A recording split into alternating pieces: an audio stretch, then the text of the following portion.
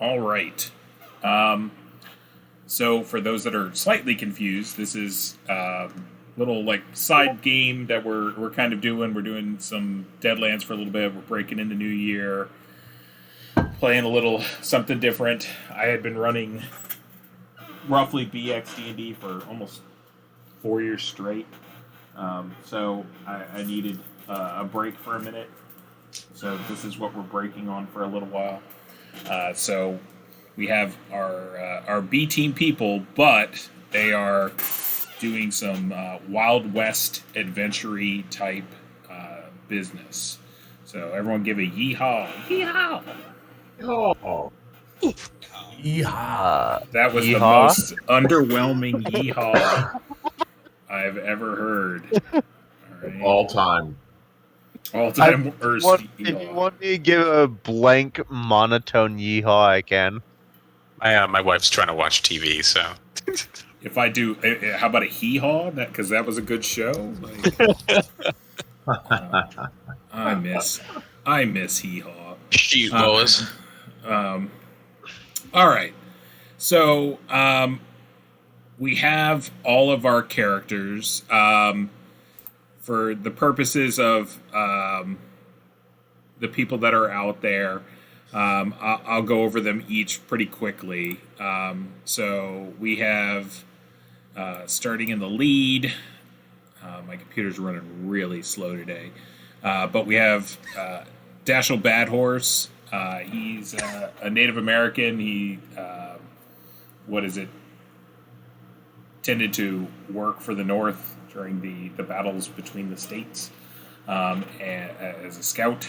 And for the most part, has those kind of combat-y, soldiery kind of abilities. For himself, we have Delmer Watley. He is our resident huckster, and our resident kind of occultist, I guess would be the best word for it. We have Dr. Dexter Doom Delorberus. He is our resident weird scientist, elder statesman, former biologist, now making his way out west in order to go to places where ghost rock's a little cheaper. And we have Bad Buck Dawson, which actually I have to assign out real quick because I haven't done it yet. Oh, there you are, Chris. Did I get it? Yeah. So he's a young gunfighter. He's just barely into the range of the kid edge or hindrance. So, but yes, he's like a 16-year-old wannabe gunfighter. And we have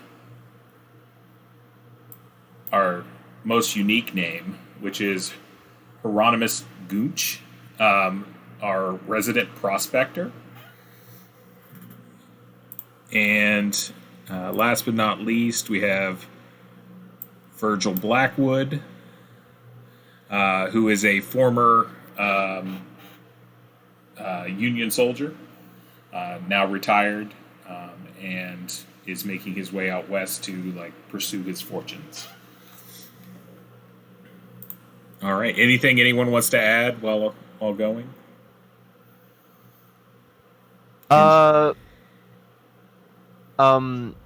Dexter's last name is what is it? Said as Dolbrus. Just Dolbrus. Okay. Dr. You add Dexter some vowels in there. Dolbrus. It's French. You don't pronounce half the vowels. Or Elven, one of the two. That you don't pronounce all the double letters, the double L's and the double F's. All right. So, for whatever reason, kind of by hook or by crook, you all are traveling cross country. Relatively recently, there's been a boom in transcontinental railroads. So there's roughly about 5 or 6 of them now going from different points back east to California is the big thing, because California there's a big rush there going for Ghost Rock. So you all are traveling along this, and you're basically in kind of the Wyoming country area. So you're pretty much at this time in the 1880s. You are in the middle of nowhere. So there's a few kind of cattle depots and things. There's a few places that the engines can stop to re-water and get their water fill. And there's a couple little towns along the way that have popped up, most likely due to post offices. And the post office, and then it kind of grew out of because the railroad was there. So you're traveling through kind of the Wyoming country. It is a late October, early November, so it's pretty cool out. There's been a first set of snow, but you're not fully into winter yet.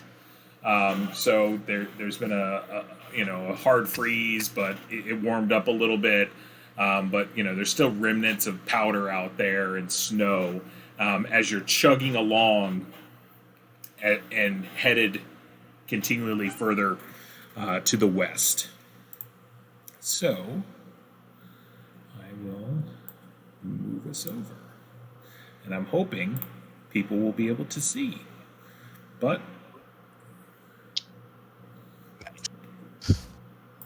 all right, can people see? I see. Yeah. Okay. I see it.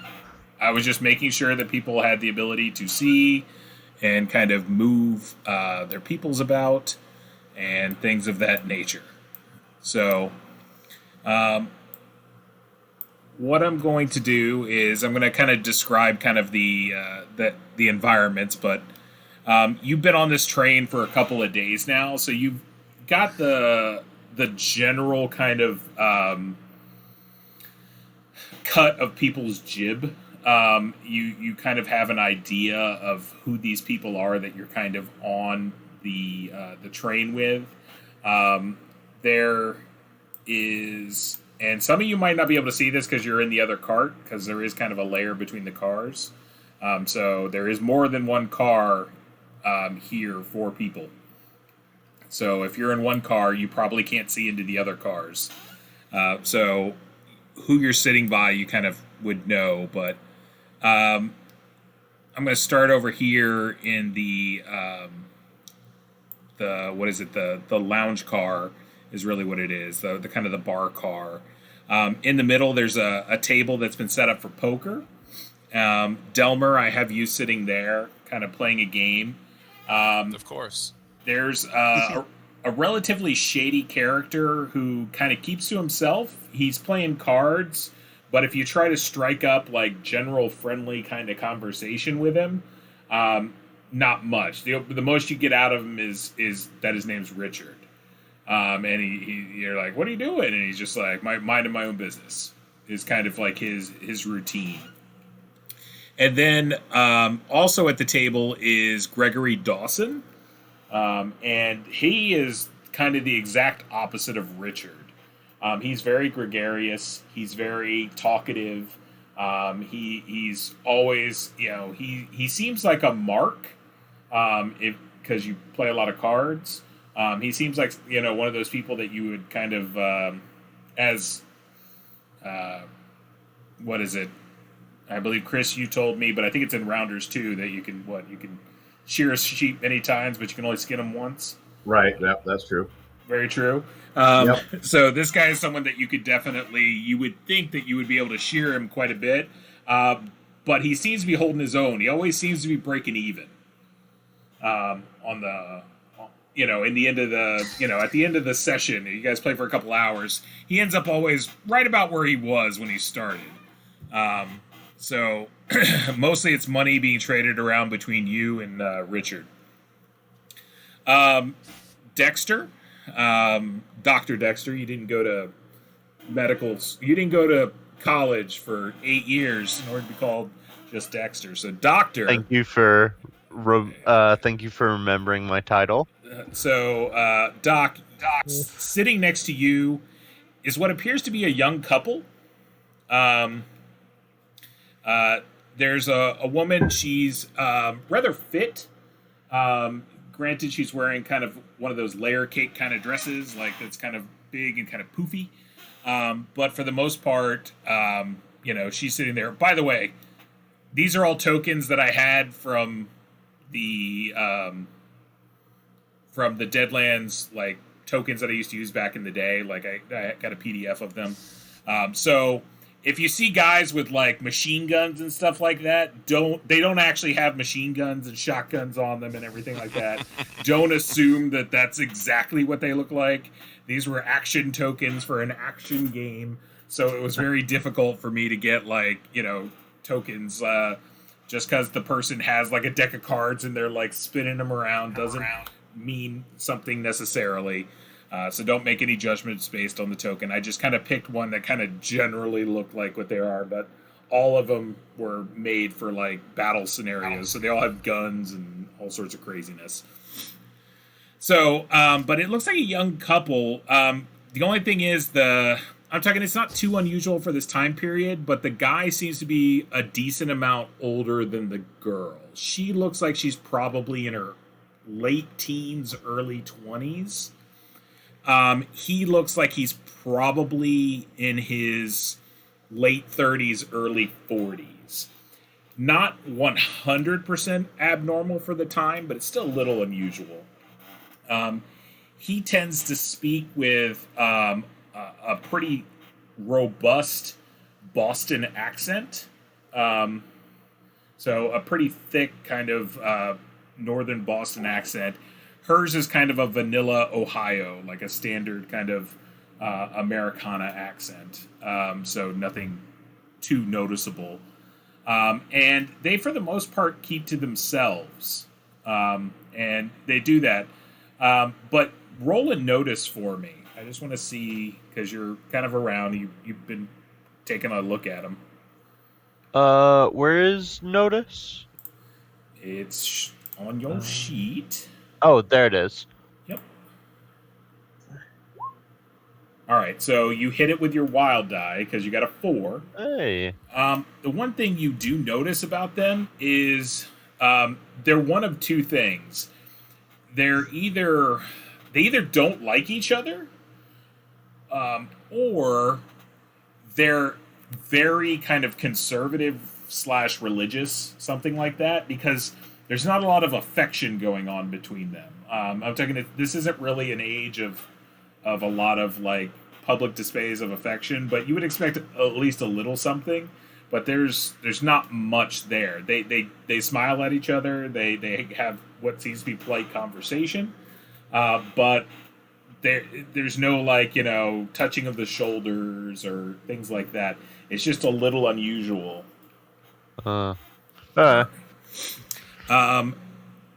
Dashel, who's over here. You see two guys, two dudes have been sitting next to you. They both, on occasion, on the regular, it's very unusual for them to not be heard speaking French. They both are speaking French to each other. And they appear most likely that they are in some way, shape, or form related. That they have some sort of look about them, like, you know what I mean? Like they have similar traits. Okay. So they have similar traits to themselves. I should be actually doing this. Let's see. Can you guys see that? Squat Pump Brothers? The Squat Pump Brothers. So, yeah, that's kind of what they look like. Yeah, that's a picture of them. I forgot I had already created all these like pictures of what they kind of look like. Going back to you, Gage, that is what Alan looks like, Mr. Saberth. And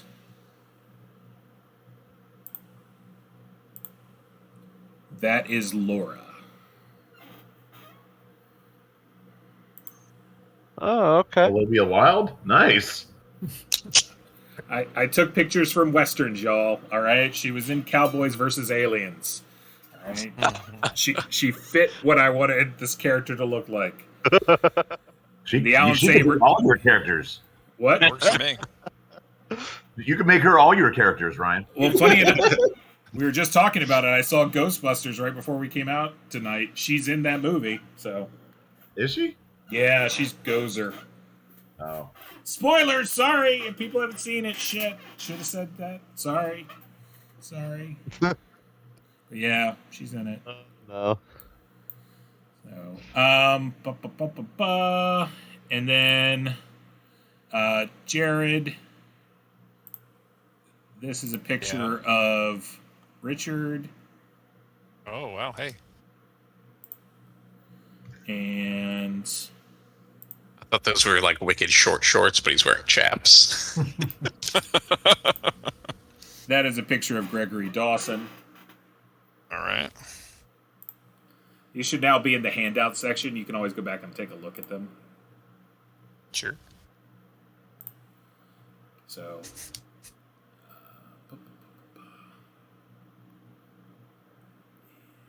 all right. So yeah, you see them, and they tend to be speaking French a lot of the time, and they have a bit of an odor about them.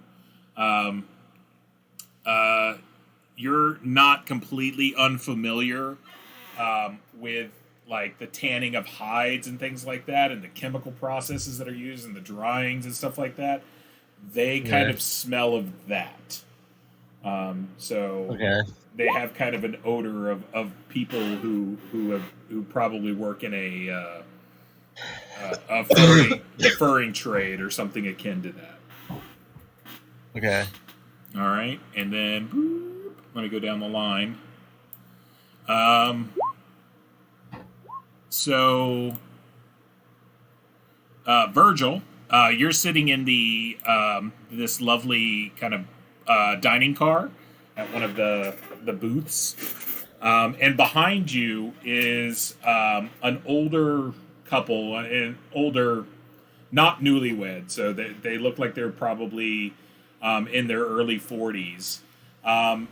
One of them, he carries himself with a certain level of distinguished about him, and he seems to be always looking and reading a lot of books.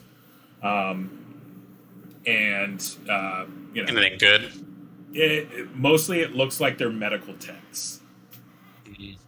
So some sort of, medical text, like, the structure. Leeches and you.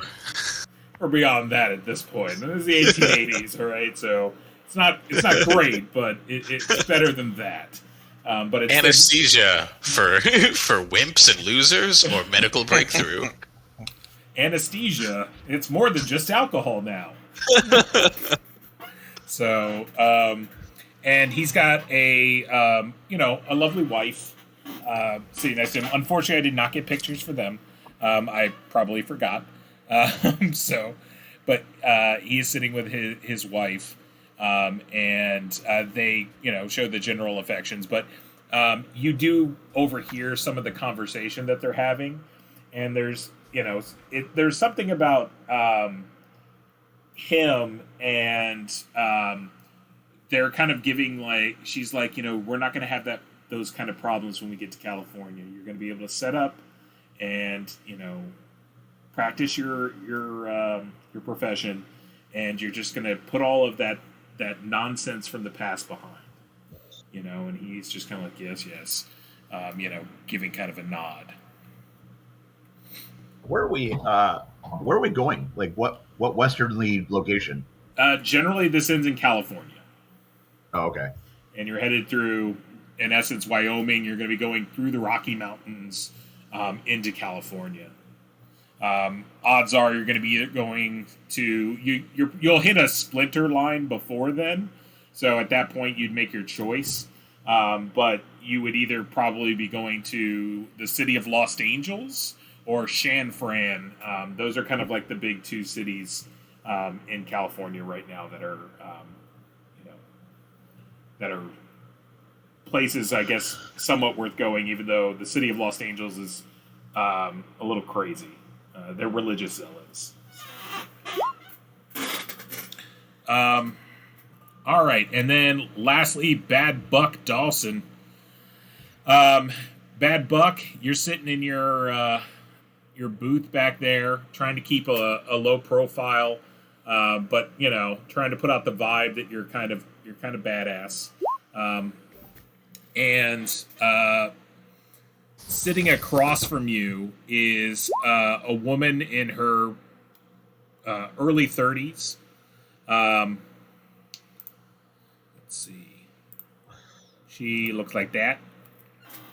And she appears to be like taking notes and writing things down. And occasionally she's like gone up to a couple of the different people like in the train, none of the PCs yet, just for the sake of, you know, argument, and kind of just ask them kind of, you know, their story, like, so why are you headed out on the train, and why are you going to, where are you going? Some people were a little more kind than others, and the scuttlebutt aboard the train is that she works for the press. So that's and besides the train staff, that's pretty much the entirety of people that are on the train. So there is the lounge car, which is there. There's a car behind it that is a storage compartment, and then behind that's the caboose. And then going forward, there's the sleeper car, and then the coal car and the engine. So that's kind of like the scope of the train. It's not the biggest train it's ever been, but it's a small little train. But you know, it gets people where it needs to go. So I hear lots of people blooping and bleeping, checking out the.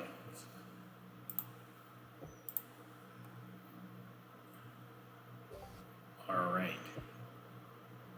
So side thing, Ryan, I don't seem to have control of my icon, and I can't get in my character anymore. I don't know if I lost ownership of it. Oh, let me see. Delmer. Let me go and edit this. It says it can be edited and controlled by Delmer Watley. Huh. Try getting out and coming back in. Oh, you want me to do that? Okay. I'll exit and come back in. Yeah, let me see, because when I'm showing, it looks like you should be fine with it.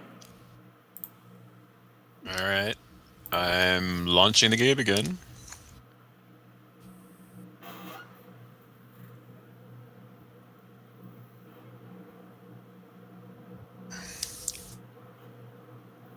Everyone wiggle their token to see if they have the ability to use it. On. Okay, see? Nope. I can't move. And so Character's open, though. Same you thing can with move, Animal you can Crossing. drag your character. I'm not able to use the arrows because I don't think the grid's on. So Oh, that's I what can't you're trying drag. to do. Yeah, Gotcha. yeah. The I grid can't is not move on. either. Okay, I can drag it. Yeah. Sorry about I that. can't drag mine. Let's see. You probably need to manually assign Tasso's ownership since you put the token on the train before he had control of his character. So that might be what's happening there. Let me see.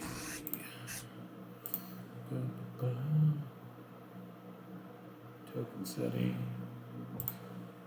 Computers. It's all fun and games Well. until someone can't use their stuff. Yeah. Computers, what are they? Crazy. Oh, there we go. Character We represents. call them difference engines. Dashel Bad Horse. Name Dashel Bad Horse. Nameplate. Represents that. And so whoever has control of that character should have. So for well, Jared, you said you can move yours. Yep. What I would say is, Tasso, pull your guy back onto the train, and then once we get a double, I'll delete that guy out. All right, he's a little big, but we can adjust that. Mine just went completely No, he's a little black. small. Hold on, I'm gonna have to give him some vision. Yeah. All right, so this token is Dash Bad Horse. Use the nameplate. Dynamic lighting. I have to give you some vision. I didn't realize until we started this game. I don't know if it was on last time we were here or last time we gamed or if this came over. But like, there's now a little torch button on the GM thing. You can just set light in your game, and I was like, oh, that's cool. Maybe they didn't update. Yeah, I know that's really cool. I would have done that, but then I gave everyone vision, but I could have just like set light all around the train, which I was like, oh, that's cool. So, all right. So you guys are traveling on said train. I don't know if anyone in particular wants to do something. Let me. I still can't move. It. And we do need the doctor. We do. Try dragging it. Like grab it and That's pull what it. That's what I'm doing. I am unsure. She got vision. Yeah, and if you didn't own the token, what is it? You wouldn't be able to see. Speaking of the vision too, I only saw like pull like right beneath where I'm at, basically. That's you're not going to see too much. I'm saying you should see the train car. Like one train car is basically all you should see.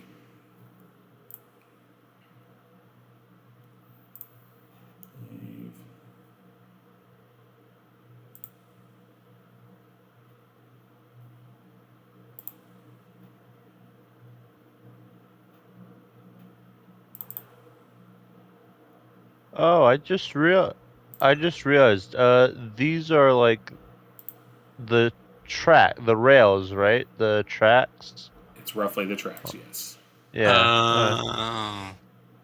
Yeah. It's got it so you're the controller. Don't know how I didn't realize that sooner.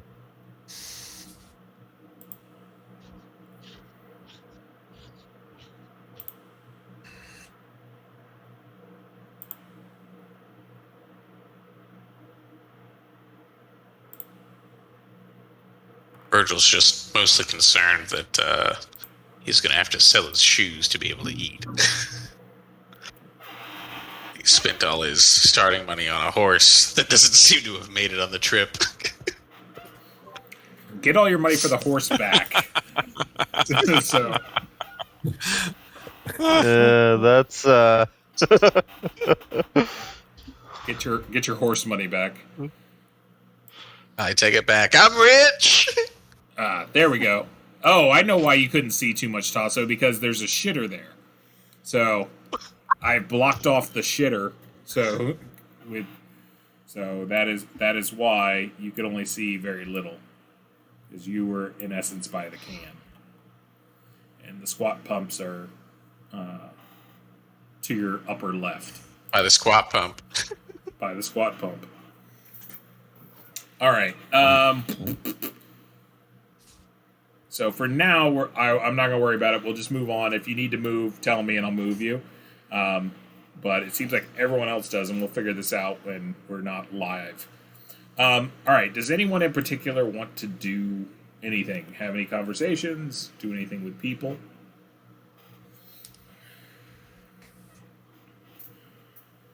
Don't be the first. Not necessarily, unless I overhear somebody being a mining person.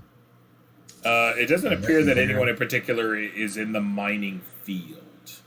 So Okay. you seem to be the only professional miner. out here. So that would be something. Well, get him pumped Yeah. up. Yeah, I think I'm just gonna keep to myself. I think I'm trying to make friends because I'm creepy, but I try really hard not to be creepy. So I'm leaning over to Mr. Dawson and I'm like, so Mr. Dawson, where do you come from? Oh, I come from here and there and a little bit of everywhere. He's like, but I'm getting up there in age, you know, and I'm just getting up there, and I don't have as much ability as I used to. You know? Yes, none of us are getting any younger, Mr. Dawson. I understand. Yeah. So, question for you. He's like, I'll help if I can. you seem like you're a notable fellow, like someone who's, you know, in for a little bit of a penny, in for a pound sort of person. Am I correct? I expect so, Mr. Dawson. I appreciate you saying so. Mm-hmm. He's like, well, I came upon, by mere happenstance, but a man owed me a bit of a debt, and he could not afford to pay that debt. So he gave me this map, and the map is what should be a well-placed mine for someone that just could go and claim it. Apparently, it's quite the large strike for Ghost Rock, you know, and I've heard it even might have some valuable native trinkets. I'm too old myself to kind of go on this sort of thrilling and daring adventure that will likely end up in a vast fortune. You know, if you wanted to take it off my hands for me for, say, you know, a reasonable price, we could do that. What do you say? That's how you could help me. I'm trying to retire. When I get out to California, it's going to be nothing but me kicking up my heels, taking off my boots, and getting my feet massaged. I see. Well, I'm just a poor traveler. I don't really have a great deal of money on me. But I could play you for it, if you wish. That might make the game interesting. It's true, but I would have to have some collateral. I'm talking, I would be risking this theoretically valuable map in order to, you know. So it would, you know, I might be able to put it down for, say, I don't know, $250. Oh, so expensive. I don't really think I have the money. Perhaps if I could find some investors or something, I might be able to work that out. But as I said, I'm just a poor traveler. Well, he's like, and he folds it and kind of puts it in his breast pocket. He's like, it'll be here if you want to, you know, take a stab at it. He's like, you know, I'd be willing to have an honest game with you versus that. You know, you're an upright chap right now, except when you know, pulled that ace on the final draw. Like, you know, that's it. Well, you know, those things happen. Well, the map sounds fascinating. I'm sorry, I didn't mean to, but still, tell me more about your childhood. Did your parents beat you? No. I grew up in a godly home with godly people. Which gods? The only one. The Lord in heaven, son. The Lord in heaven. Of course, yes. That is the best one. He looks honestly embarrassed, like, oh, well, I said something that's unpleasant again. Oh. I've made a faux pas. So yeah, he's kind of like a little nervous at that. He's like, I'll raise you 5. And like he's like, so Richard, is it? He starts trying to have a conversation with him across from you. He's like, Richard, how are you? And he just kind of gives a, like he didn't, like when you were like, what gods do you worship? Richard didn't even look up. He was just looking at his cards, didn't care. Didn't phase him. Delmar feels crushed, but he tries to conceal it. And he's like, he just antes up and continues the game and tries not to open his mouth again. So, yeah, he'll make polite conversation, but it's all stuff like, how about this mountain air? It's good for my lungs. That kind of stuff. Gotcha. It is kind of where he's at this moment. This is not Delmar's first rodeo. He has this shit happen to him all the time. So. Yeah, go ahead and take a Benny for Thank you. being weird and like embarrassing yourself and playing a freak of nature from a freaky family. So, all right. Anyone else want to have any conversations, strike up anything, talk to anyone, do anything?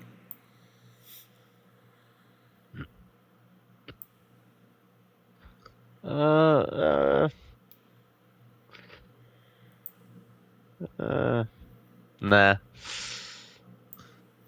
All right. So, back here in the libations cart, this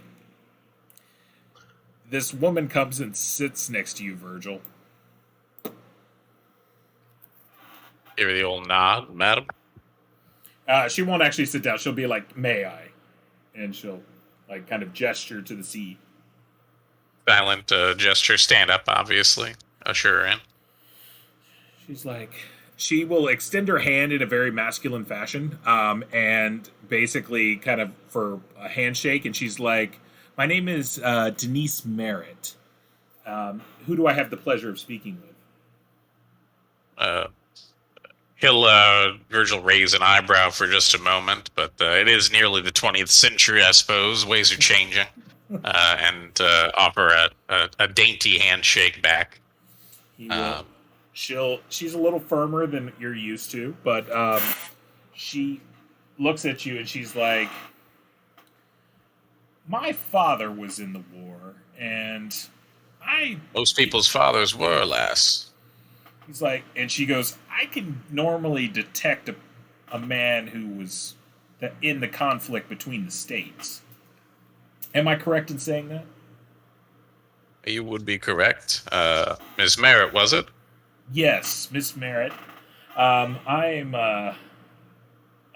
working as a freelance journalist, and I'm trying to uncover some of the more interesting stories of the people that are coming out this way and why they're exactly heading out west, and what's the allure. Why leave everything back home when you have something here? I was wondering if you'd be willing to just have a conversation about your life experiences. Who do you write for again, if you don't mind me asking? Currently, I'm what they would define as a freelance journalist, but I'm hoping to possibly get published, maybe in the Chanfran Inquirer or possibly the Tombstone Epitaph. You know, something that I'm just trying to get my big break. You know, I was living the life back in Detroit.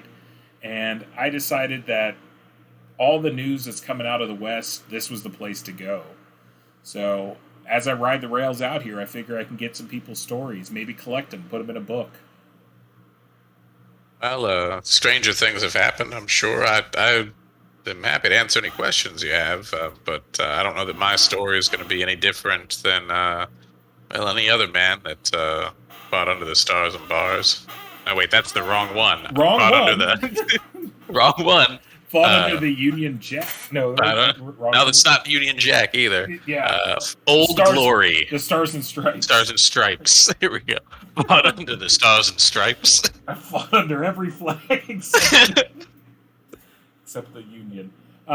She will say, "I've heard more than one soldier that I've talked to state that there was some, at times, peculiarities out on those battlefields.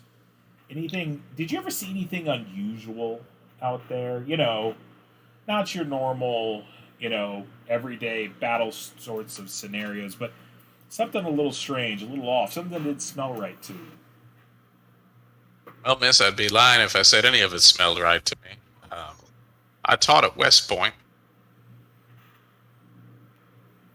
She's like writing down as you speak. You notice that she's writing in like a short form.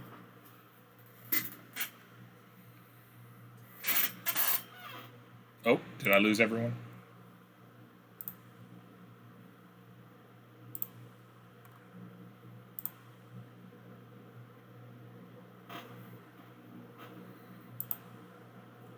Apparently, I lost everyone.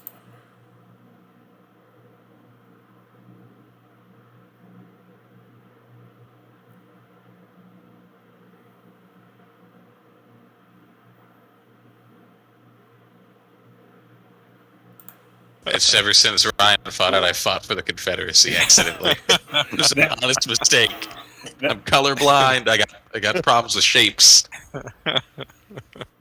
So, all right, I'm back. So the last thing I heard was I taught at West Point, and she's writing stuff down. She's using like a short form or shorthand.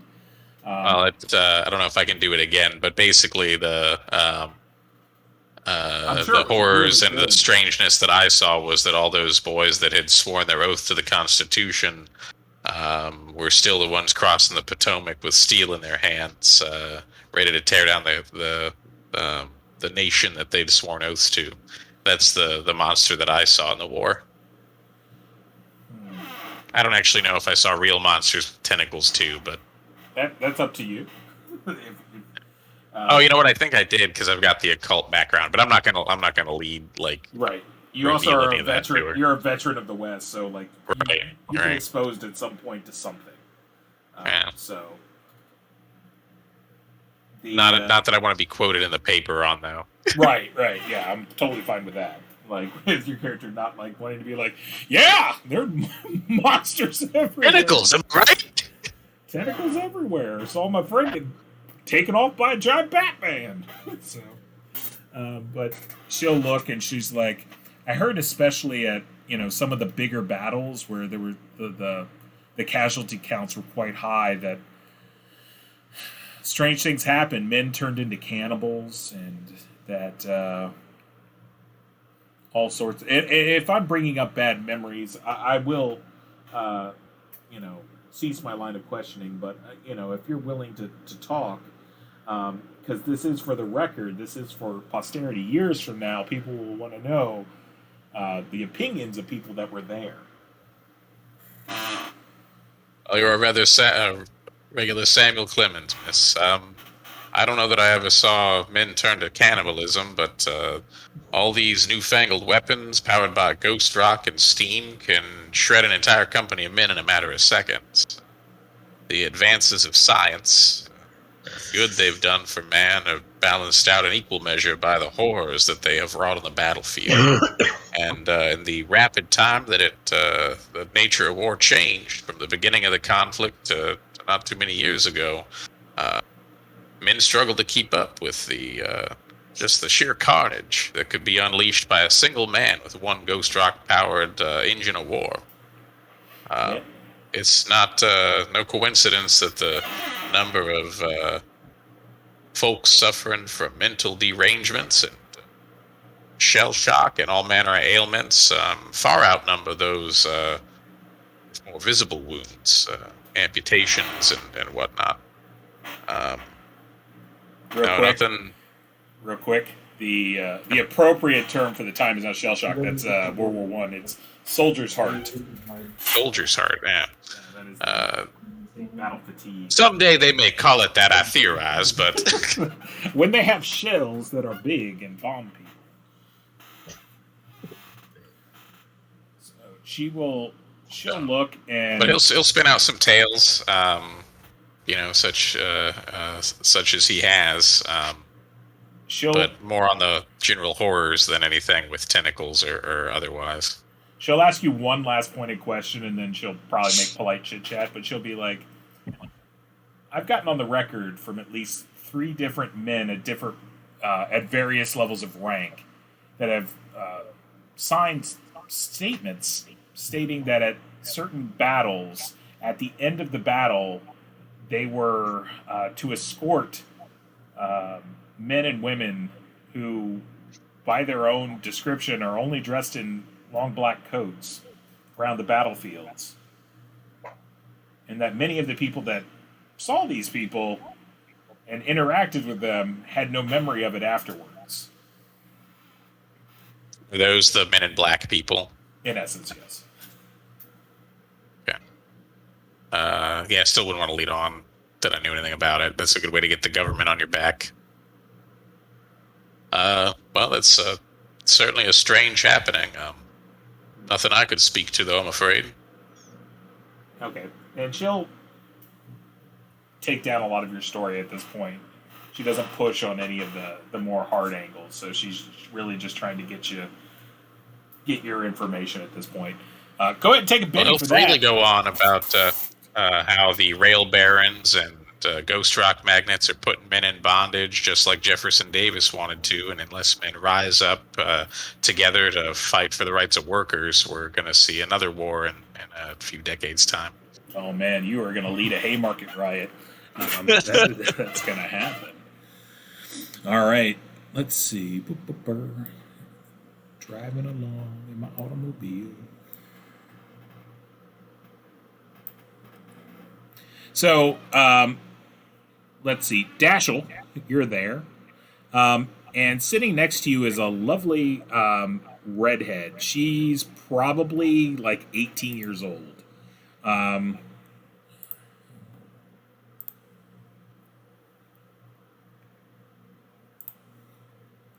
Everyone see that? Yeah. Penelope Brown. So she's sitting on a little bar stool there, and she's kind of just swiveling back and forth a little bit. She just kind of looks a little bored, and she kind of like looks over at you because you're sitting relatively next to her. Yeah, there's a stool there, and she kind of like turns and looks and says, "I'm heading to California. Where are you headed?" I reply, California. Oh, maybe we're going the same way. Maybe. She's like, "I'm supposed to get hitched up with a man out there. Apparently he's a fancy fella, and he's got all sorts of money. He gave my pa and ma enough money to buy 2 new mules and a wagon, and then I was supposed to come out there, and I'm going to marry him, and apparently I'm going to be a taken care of lady."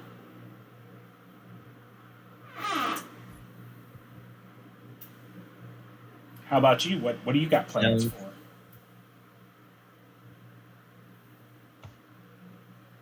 Just exploring. I wish I could do a little exploring sometimes. You know, doesn't seem right that you could just, sell off a person anymore. But, apparently it's allowed. They just call it mail order brides and all. Apparently that's where I'm supposed to be going. But I guess this is what I'm supposed to be doing. I don't really have much of goals in life. I just kind of, so far, grew up, got a little education, worked in my parents' place. I did love Jimmy. He was a good boy, but my parents said that he was going to be poor the rest of his life, and they didn't want that kind of life for me. Did you grow up poor, mister? No. Oh, well, you said beat. Oh, never mind. So, did you grow up poor, mister? Money-wise? What was that? Money-wise, I did okay. You did okay. But family-wise, I did good. Oh, that's always good when you have a good family. I love my mom and pop. They're sweet people. It's just, there was 7 of us, and Pa and Ma only had 1 boy. So I guess some of us had to get shipped out. So I come from the steel areas, You know, I'm from Pittsburgh. Where are you from? I'm from Oklahoma. Good call. Um, that makes sense. That makes sense. You definitely have that look about you. I know people say that some people don't like the natives and everything and all the stuff that they're doing with their little thing. But I have a live and let live kind of policy on life. I'm not gonna judge anyone for anything they do. You do your thing, and I'll do my thing. You know. You're really sweet. You know that. I just like kind of tip my head, kind of like thanks type thing. What's your name? What's your name? Dashell. Dashel. Well, it's lovely to meet you, Mr. Dashel. I'm Penelope. Penelope Brown. Soon I'm going to be Penelope Melpy. It wasn't the best of arrangements, but you don't get to pick who you're married to, I guess.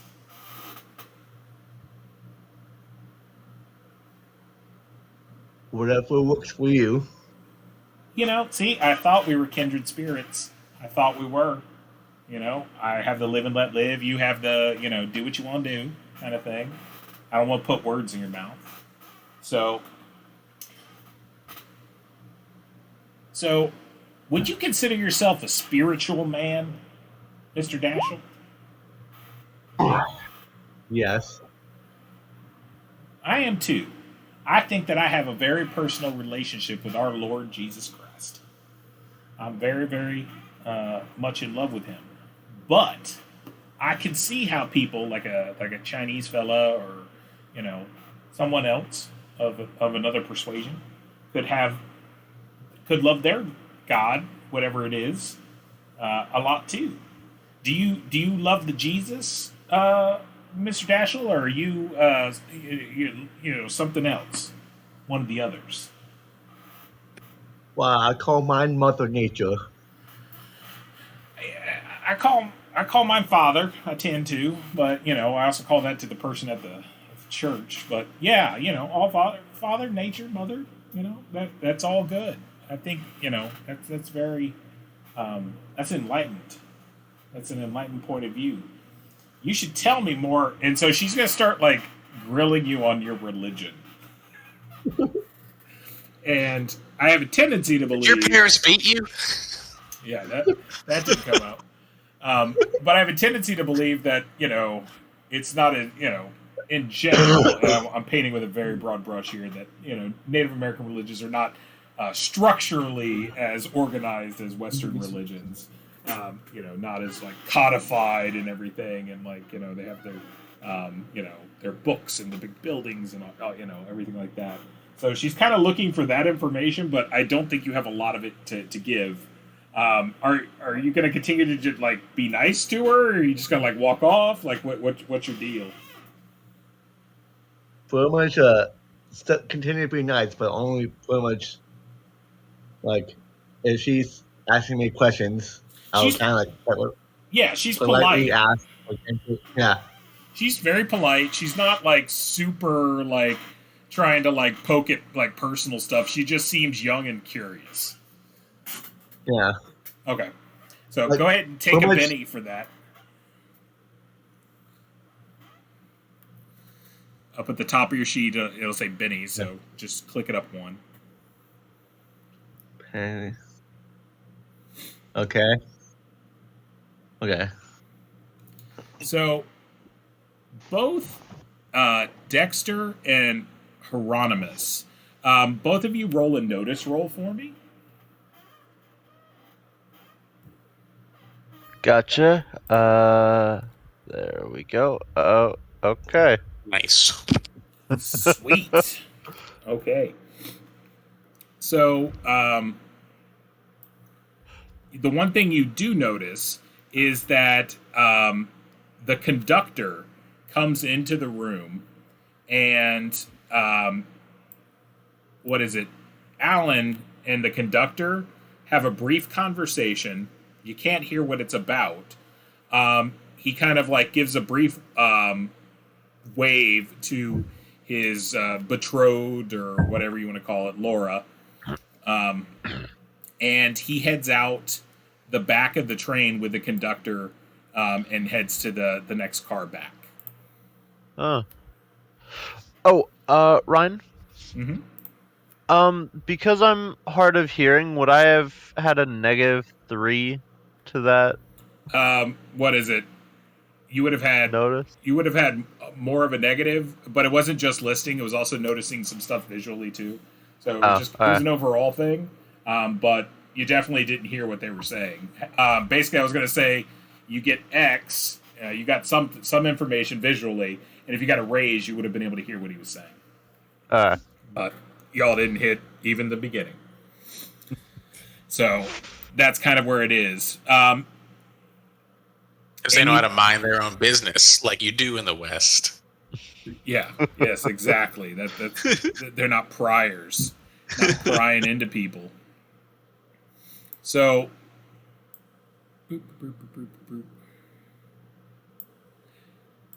So Bad Buck Dawson, back there in the back.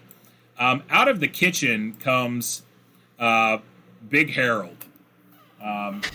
Big Harold Buchanan. And he's a large, portly man who works as the cook, basically, here. And he's kind of taken a slight shine to you. He knows that you're a kid and that you're out here on your own. And he's been kind of giving you meals for free. Nice. And, occasionally he just kind of has like a little conversation with you, like, just kind of asking general stuff like, why are you out here? And like, what are you doing? He even tells you, like, at one point, he's like, kid, I could get you a job on the rails. I think there's something out there, and I'm going to find it, and that's what I'm looking for. I understand looking for your gold and your glory, but there's something to be said about getting a career and settling down. He's like, when I'm not on the road, I got a wife, I got a couple kids, and, I feel pretty good about it. Yeah, I appreciate what you do, give me those meals and stuff, but I got to make it on my own. I appreciate it. You seem like you're a good kid. I just don't want you to get yourself in any trouble, if you know what I mean. So you got to watch. There's a lot of bad people out here that will take advantage of people.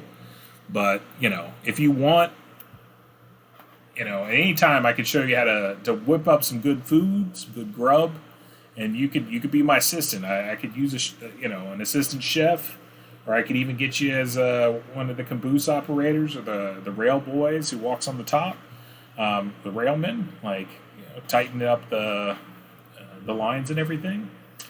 It's just a thought. It's just a thought. That's a very generous offer. But if anybody's going to hoodwink me out on that road, I got 6 little friends that'll take care of them. Now that's kind of what I'm worried about there. Yeah. That's get that railroad pension. Yeah, you got to put it in your taxes every year. But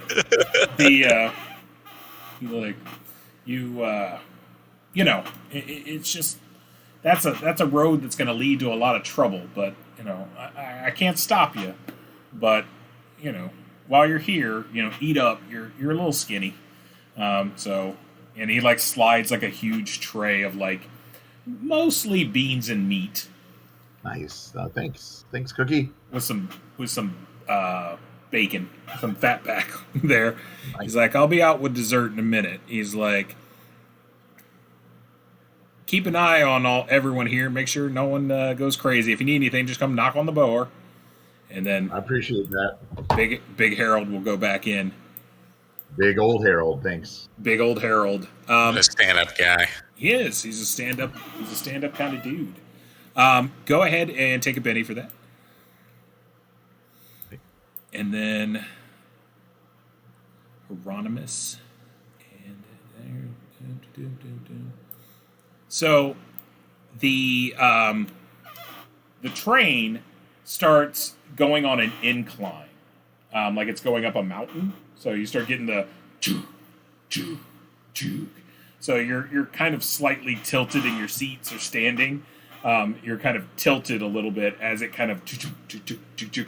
It does the kind of I think I can, I think I can, I think I can, I think I can kind of thing. And you're slowly but surely kind of chugging up the side of this mountain.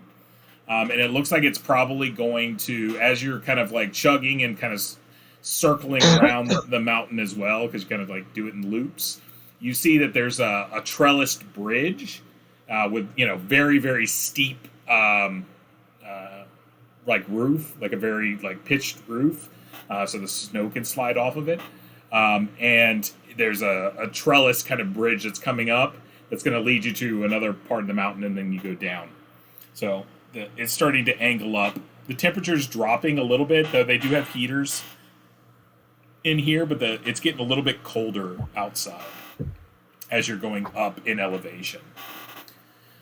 All right, everyone actually in the train, it's just going to be a little, the people that are Virgil and Bad Buck, you get a -2 to the roll. Everyone else just roll a notice roll.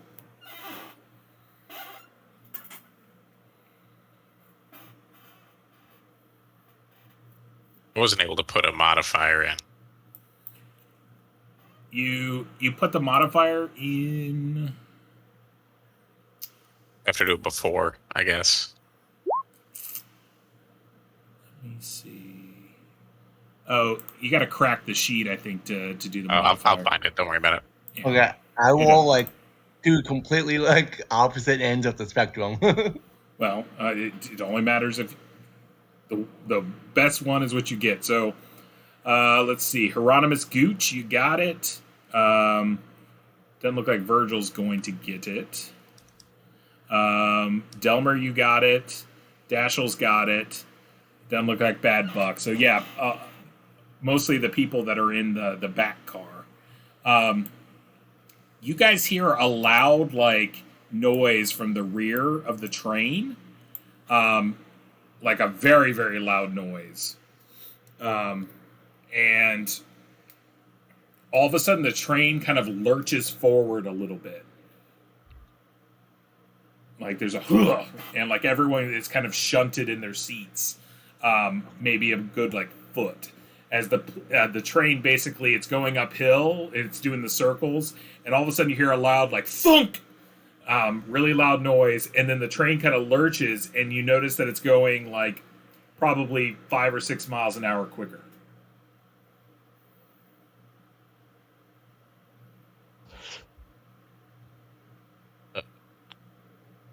Everyone all right? I didn't hear this, right? But I felt it. You felt the train move, but you didn't hear anything. You don't know what happened. You just know that the train kind of shunted and moved. And that's pretty much it. But what is it? Delmer, Hieronymus, and Dashiell, you all heard distinctly a noise from the rear of the train. I'm gonna make Delmer or Flinch? Oh, go ahead. Sorry. Here. And try to. Is there a window? Could I try to look through? You can peek out. Actually, there's a door that goes to the other thing. You could open the door if you want. All right. Yeah. I'll do that. All right. Is anyone else moving over there, or is it you're just letting Prospector Man take a look?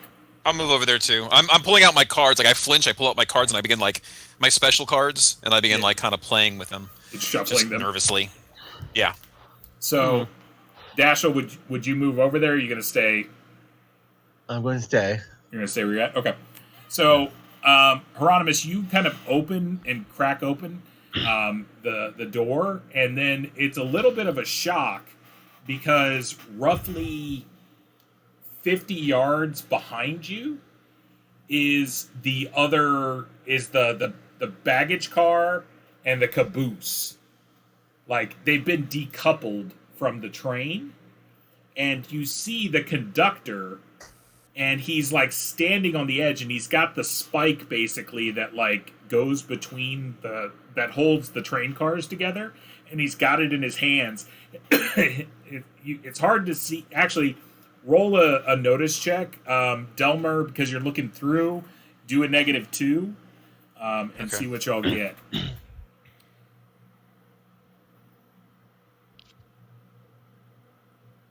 Okay, so you guys get the bare essentials. You get no extras. But basically, he's standing there and he's got a railroad spike. And then you see him, and it looks like he gets pulled back inside the train. Like, he gets pulled, and then the train is going uphill, the other one is going downhill. So now it's getting farther and farther and farther apart from y'all. Okay, I will walk up and put my hand on the prosecutor's shoulder, like, and get really uncomfortably close because I just don't understand space. and I'm like, why would he do that? Why would he do that? Do you know why he would do that? Why? Sir. I So- wouldn't Sorry? necessarily want you to be too close. Oh, I'm sorry. And I begin like kind of like smoothing out his like shirt, like I touch him more. But I'm apologetic about it. Like I'm so sorry. That wasn't the right thing to do. I'm so sorry. That was very strange, though. I reckon that the people back on the bayou used to do this all the time. It's much like the crocodiles; they strike when they can. Oh, that makes perfect sense. Yes, of course. There's a wisdom to that. Everything's fine. It's just like a crocodile, people. Go ahead and roll common knowledge, both of you. Ryan. Mm-hmm.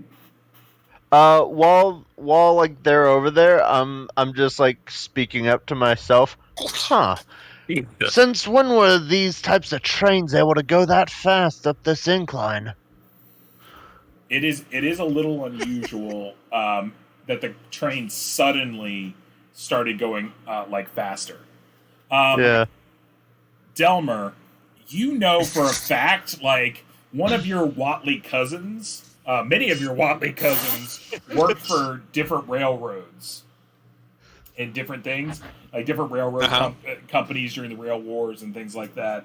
A lot of Black River and those kind of companies where your family was basically like working with. Those spikes, in order to pull a spike, especially mid, like incline and everything like that, would take a feat of strength. It's not impossible, but that guy must have been like high on life to be able to pull that out. That is not something that is generally that would be a common thing. Okay, so I'll mutter to myself loud enough for like Hieronymus to hear, but I'm not intending him to say it to hear. I'm like, the only person I've ever seen do that was my uncle Enoch, and he had goat's blood in his veins. I keep that one to myself as well.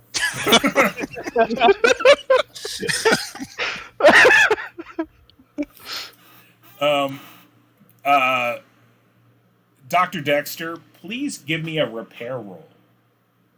Okay. Repair. That'll work. That'll work. You distinctly hear the sound of the engine of the train, and it is bleeding steam. So it is trying to slow down. That's, it's bleeding the steam off of the boiler, and you hear it like shh, like jetting steam, and it starts slowing down. This is the direction of the front of the train? I'm not sure.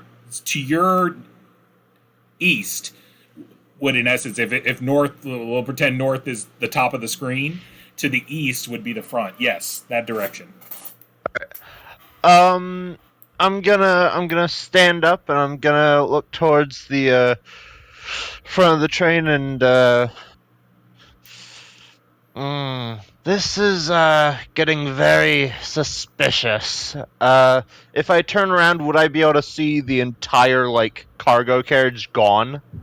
Not at this point, because the door's shut, and like unless you open that door really and take a look, like there would be no reason to suspect that the cargo train is really gone. I'm gonna start moving up towards the front of the train. Okay. You can start moving. So Like, I'm gonna cross yeah. you into the other section. Alright.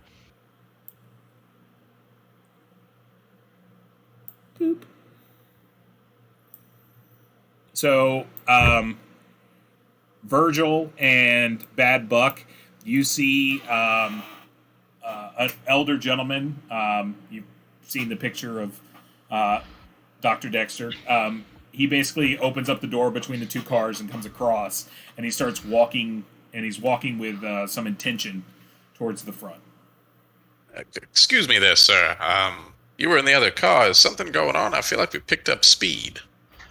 Yes, I feel that as well, and, based on what I can tell, this rig is trying to stop and at violent speed. Oh my. Time to take action. I think, you'll excuse me, miss. She's like, pardon me. Is everything all right? Well, I suspect so. All right. So, are y'all going to move towards the front of the train? Yeah. I mean, I can move y'all. I am, at least. I'm going to move y'all I into do what everyone else is doing. Yeah. Do I overhear all that too, right? Yes. Yeah, I wanted to move up there as well. All right. So what I'm going to do is these guys are moving on. Buck, do you want to go with them? Sure. If I overheard the conversation, sure. Yeah, I'm going to say I'll tell the people what's going on as I'm walking. All right. So There's no caboose. I'm going to move you over here. And then are all the people in the back cart wanting to move up as well? Yes. Yeah. All right. Boop. Boop. Penelope. I mean, there's windows and stuff along the way. Like I can poke a head out and see what's, look forward and look back, trying to get some situational awareness going on. Yep. Give me 1 second. So, Dashiell, as you're like getting ready to leave, Penelope will put her hand on like your arm, and she's like, "I'm scared. Like, can you stay with me?"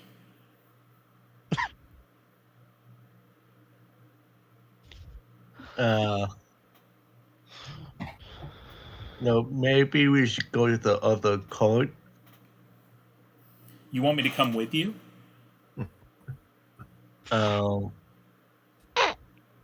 Sure. She's like, "Wonderful," and she'll tag along. You're gonna get that girl killed.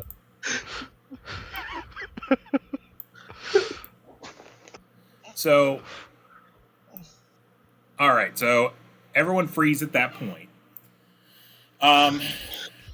You guys are walking up the guys in the lead car, basically. Buck, Virgil, and Dr. Dexter. And you're moving and get to about here. All three of you make a notice roll. You? Buck, Virgil, and Dr. Doom. Yeah.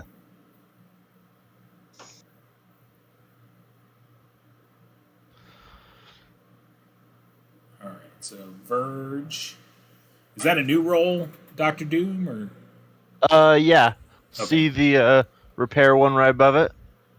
Oh yeah, there's notice. All right, so fives across the board. So all of you notice that the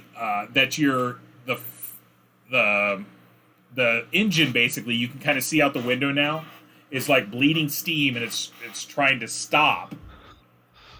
And there seems to be some commotion on the engine. You can kind of see the coal feeder, the engine. God, what's the guy that runs a train? It's not a conductor. An engineer. The engineer. Yeah, that guy. The engineer. The engine guy. Mr. The guy Engine. who engines. Mr. Engine.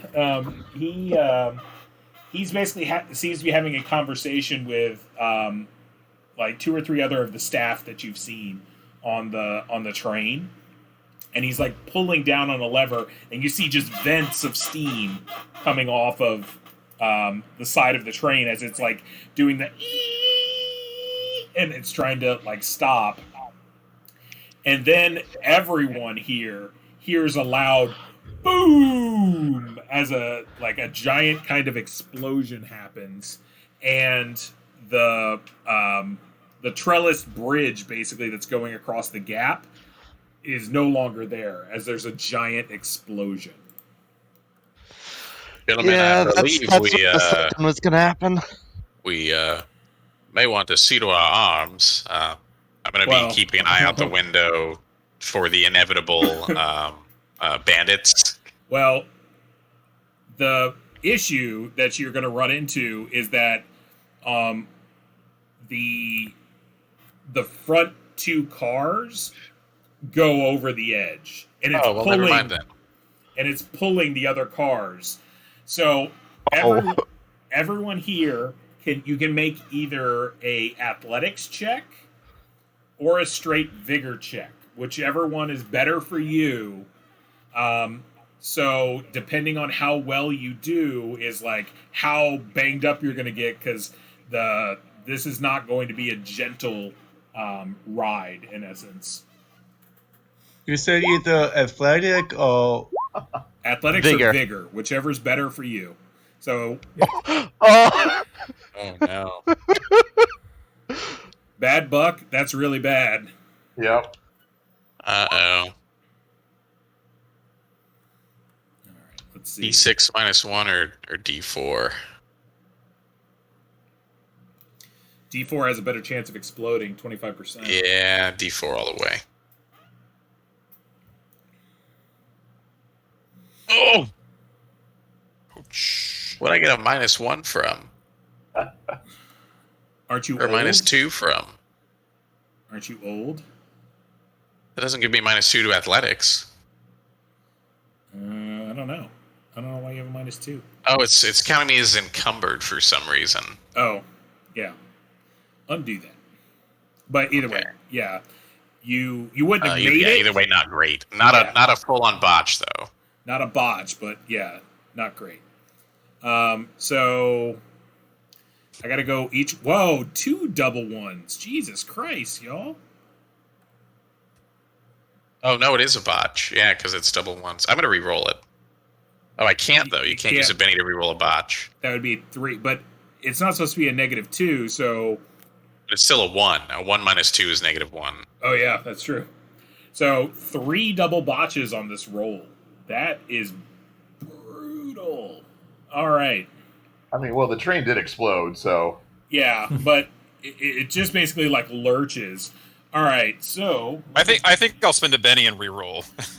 What is it? So someone is like not dead here. No. What I miss? Hieronymus is okay because he's got ridiculous vigor. You can't re-roll a botch though with a Benny. I didn't botch. I just failed. I'm asking about me. Oh. Yeah. Am I able to re-roll? All right, so no, because you botched. Wait, they aren't natural ones, are they? They are 1. Yeah. No, your end result is 1 or less. Actually, no, they need to be natural 1. So D6 -1. You rolled a 2 and a 1. Yeah, it's not a botch. 2 and a 2. Yeah, because botches it shows as red. That's how you can tell. Okay. Get used to the new system. So you can re-roll then. So I can? Yes, you can. And Virgil, you didn't botch because your 1 is a modified roll. Your -1 was a botch. We'll get there eventually. All right, retry. New system. So I can re-roll? Yep, just hit the re-roll. For a Benny? Yep. So spend 1 Benny for a re-roll. Oh, okay. Okay. That's better. Can I just keep re-rolling? We got like 10 minutes left. Might as well. So, all right. So, Dr. Deloberius. If you succeeded, you're fine. You don't take any damage. Like, you're okay. If you failed, just plain failed, but did not, botch fail, you take a level of fatigue. If you botched, you take a wound. Okay. So the only person I know that botched is Buck. Is that correct? Yeah. All right. So Buck, you take 1 wound. Go ahead and roll 2d6 for me, Buck. All right.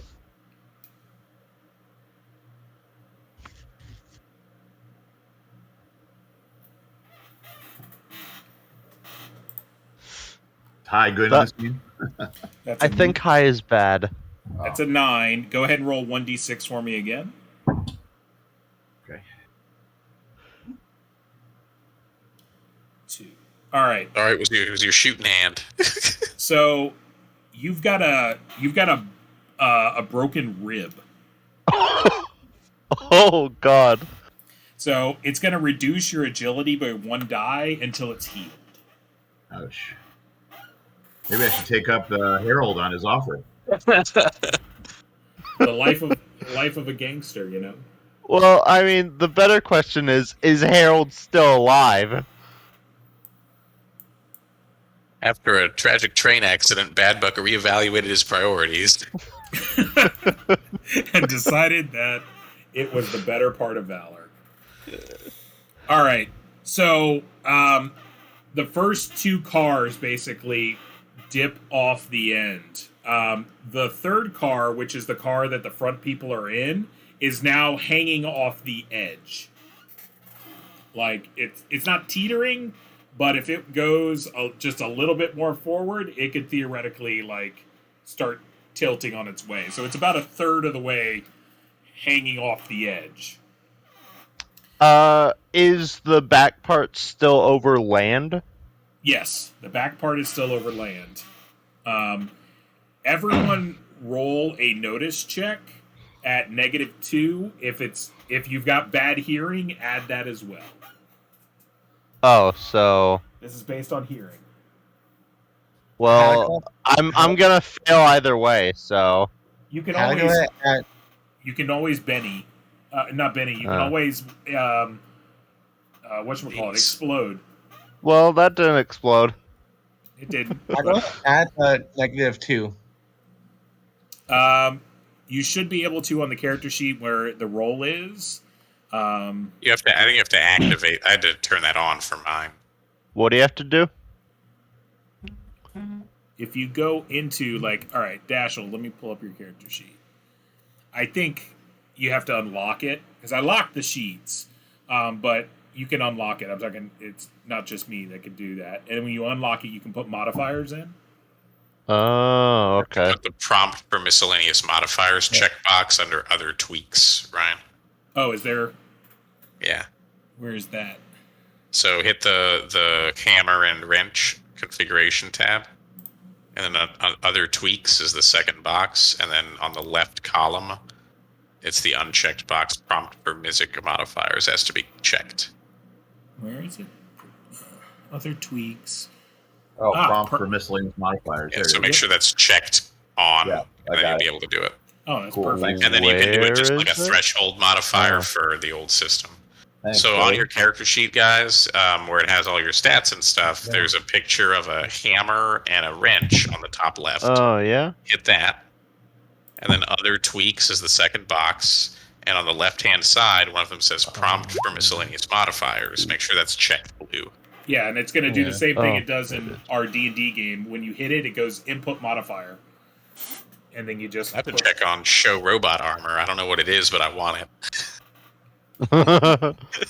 Oh, yeah. And I can see that. So, Well, yeah, everyone yeah. do a notice roll, but at -2.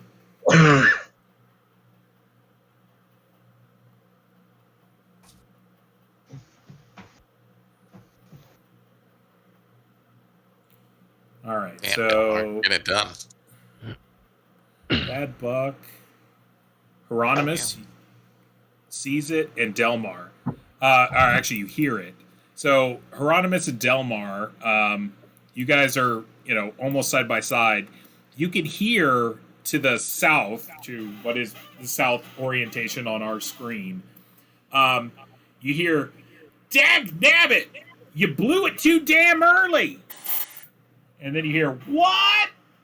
He's like, "You blew it early!" "What?" "Can't hear you. There was an explosion."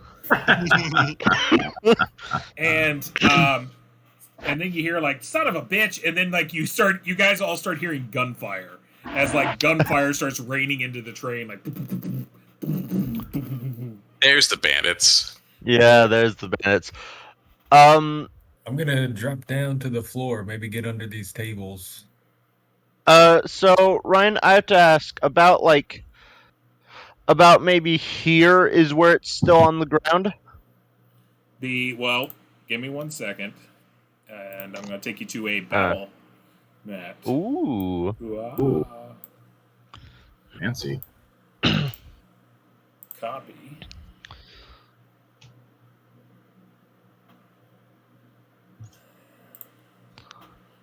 Back in.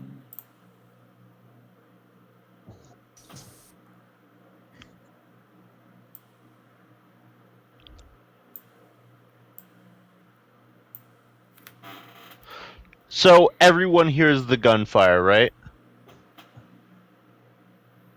What? Exactly. And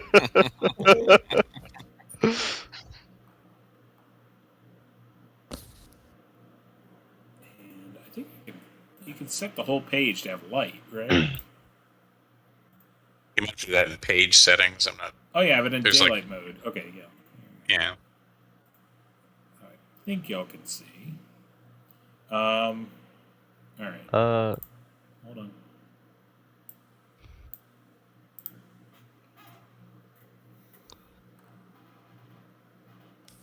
Can y'all see stuff or no? No. Not me. Nope. It's black. Is there supposed to be something here? Yeah, I see nothing. did dynamic lighting on daylight mode. think I you still can't have to find set my token character. vision. Oh yeah, that's probably.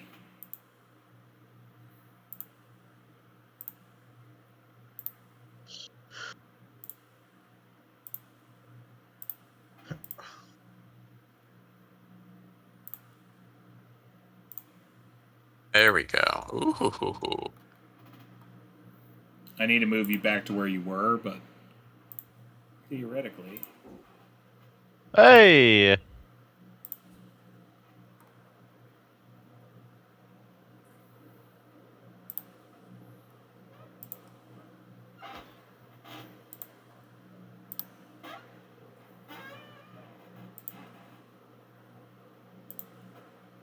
Nice to meet y'all. How's everyone doing?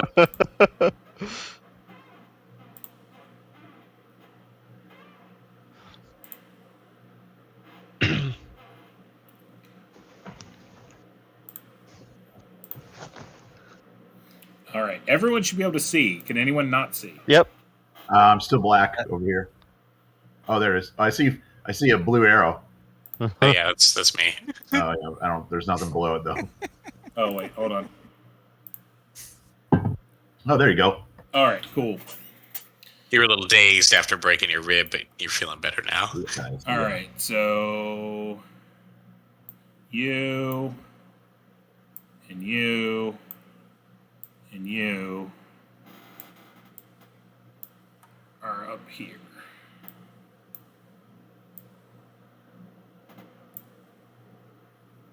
Yep.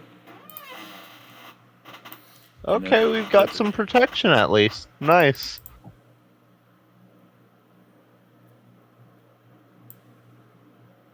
So Is this the ravine?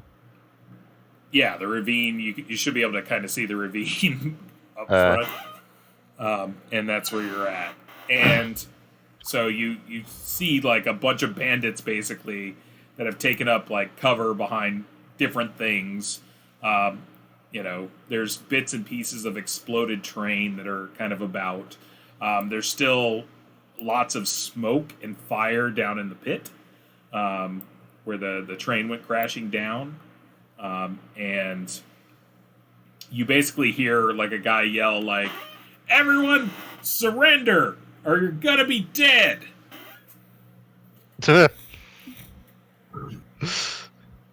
Not a very clever lot, are you? They are not the cleverest of lots. I'm gonna quietly say, "Quick! We need to break a window and get to the ground. I'd rather not be on this thing when it topples." Well, there's innocent people on this train. Is the train being dragged down into the ravine? Like, is it still moving? No, the coal car and the engine have snapped off, so it is hanging. But it seems, unless you're thinking that probably, unless like something like really bad happened, like a secondary explosion, it's probably going to be okay. But you seem to know a lot about these vehicles, sir. Is there a brake on this car that we can activate to shore it up? Is there, Ryan?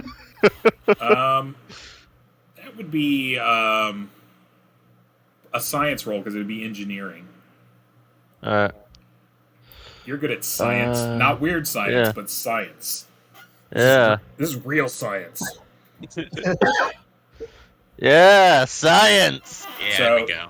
You definitely know that, like, at the in between the cars, you can basically up top. There's that little like turny thing, and it can like apply that thing. It can apply the brake, and that would help secure this if someone was to go and do that. If you want to go up into direct gunfire up top this thing, go ahead. But that's, to my knowledge, the only way to break this thing. Well, thank you, sir, for your help. I'll go do exactly that. All right. Oh, first death. So what I'm going to do is I'm going to call it here because it's getting to be right at 10, so we can start fighting next week, and we'll go straight off and we can do that. But and we'll go from there. All right. So Sounds good. Thanks, Ryan. no Thank you problem. for good. Oh yeah, thanks for setting all this up. Yeah, man, for sure. This is gonna be an experience. So everyone, go ahead and take an advance because why not? Let's be generous. An advance? Yeah, It's like a level up. It's sort of, yeah. They do a weird system on leveling, but yeah, it's kind of like a level up. How do we do that? So you get an advance. Everyone gets one. Right now, all of you are ranked novice, or most of you are ranked novice.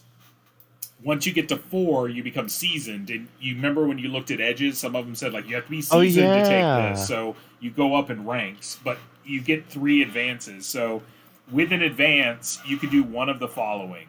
You can gain an edge. You can increase a skill that is greater to the die that is linked to. So if it's like science is linked to smarts. So if your smarts is a D8 and your science is a D8, if you wanted to go to a D10, you can do that. Or you can increase 2 skills that are below your die type. So if you had a D10 science and you had D8 in it and a D8 in weird science, you could push them both up to D10 for 1 advance. Or you can increase 1 attribute die by 1, but that can only be done once per rank. So if you increase one of your attribute dies, what is it? You can only do it once per novice, seasoned, veteran, heroic. Or you can get rid of a hindrance if you wanted to get rid of it with a proper reason. You can get rid of a minor hindrance, or you can turn a major into a minor. So, something to think about. Y'all can think about it. That's the thing, yeah. I believe if you're looking for like a new power, for those of you that have arcane background, I think it's an edge. Called Yes. New power, right? Yeah, new power is an edge. Okay. So I think you actually get 2 powers for new power. Oh, really? Yeah, I think you get 2. For some reason, wait, it won't let me change the fence. Change the what? The fence up to 2. Let me take a look. Is your sheet locked? That's the only thing. It's unlocked, but when I try to click on the thing, it just says like a circle cross out. Oh, I'll take a look at that. Y'all think about the advance. Mechanically, yeah, I noticed that when I was playing with the sheets. It might be something that I have to do as the DM to give you an advance, but so you just don't do it on your own. But yes, think about it, and then we'll go from there. So, All right. all right, Catch y'all next time. all right. Later, All right. everybody. Thanks for playing. See you guys. Peace. See ya. Hey.